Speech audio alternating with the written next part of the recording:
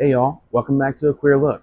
My name is Zach Durden, and I'll be your host. This episode, we're going to be discussing The Celluloid Closet, both the book and the feature film documentary. Let's take a look. So a little bit about Vito Russo. Vito Russo was an activist. He was the eventual co-founder of GLAAD, and he was a longtime film historian.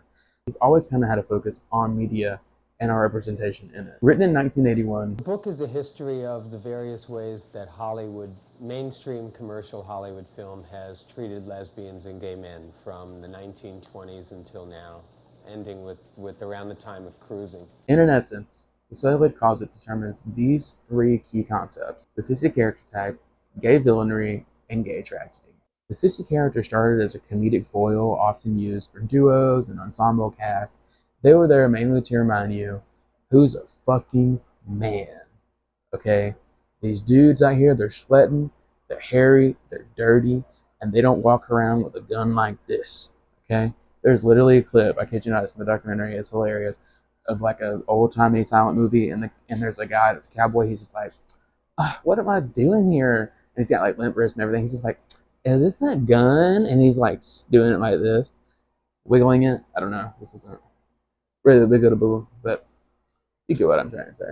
They were mainly there to reinforce toxic masculinity, essentially, to boil it down. And then with the introduction of the Hays Code, suddenly everybody was like, oh no, we got to be morally decent. The sissy character is no longer tolerated. They are being literally coded out. We see the perversion of that character to be more malicious. So now they have a vindictive agenda. So we get the gay villain. And the gay villain is, preying on these innocent straight people, constantly trying to turn them. Which literally, I guess, we get in Dracula's Daughter. But still, that was okay with the Hays Code. You can say that gay is bad, because it is bad in the real world, right? So they're like, oh yeah, no, gay villains that maliciously do shit, fine. You can do that. That's fine. Can't do anything that's like lighthearted or fun, though. That might make gay look fun. That's bad. So that's why we kind of fucked over the gay sissy a little bit. Although that caricature was kind of coming back to be a slap in the face. And then we kind of see the evolution of the gay villain to the gay tragedy. Because what happens to these gay villains? Death, unhappiness, unfulfillment. So the gay tragedy is just kind of more or less embodying that sense of futility, as it were, to not make anything out of anything. To not make anything out of yourself if you're homosexual. Because what's the point? You're just going to die. Alone, sad, afraid. We can tell plenty of those stories, or stories where gay people just die. They're the victims of serial killers, police, gay bashing. We can show all that. That's fine. So that's where we get gay tragedy. There are two ideas in his book that are not featured in the documentary, and one of them being how the relationships that gay men form with straight men often kind of come to a dead end. So he goes on to talk about how the relationships between the two are very, very different than the relationship between a straight and straight.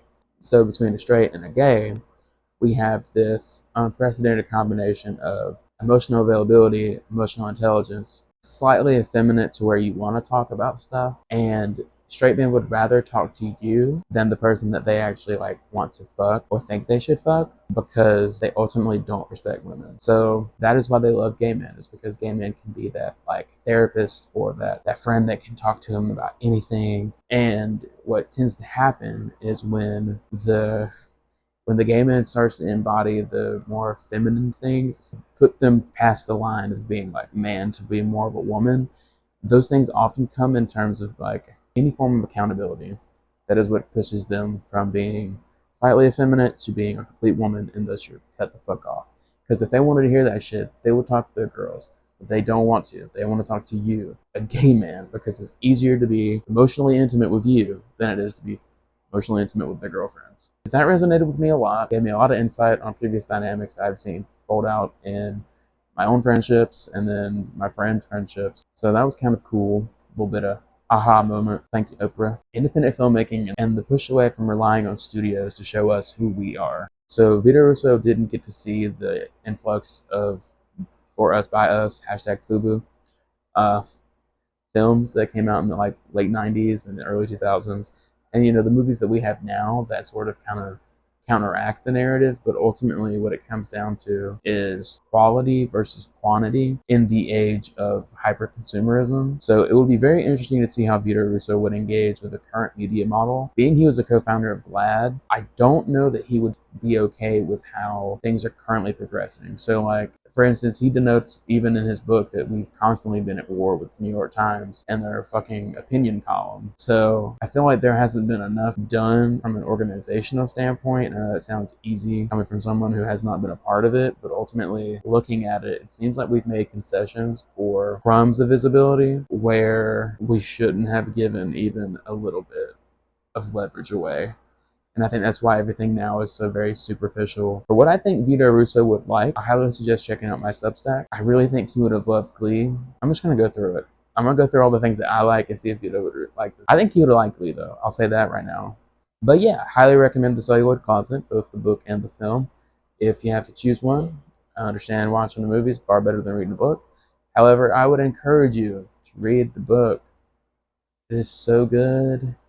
Honestly, not that long, and it has a lot of cool things. The revised edition that came out in '87, so he has a little afterword in it. He has the filmography that shows every movie he looked at, and he has a necrology which denotes the deaths of all the gay characters in films. And there's a lot of suicide.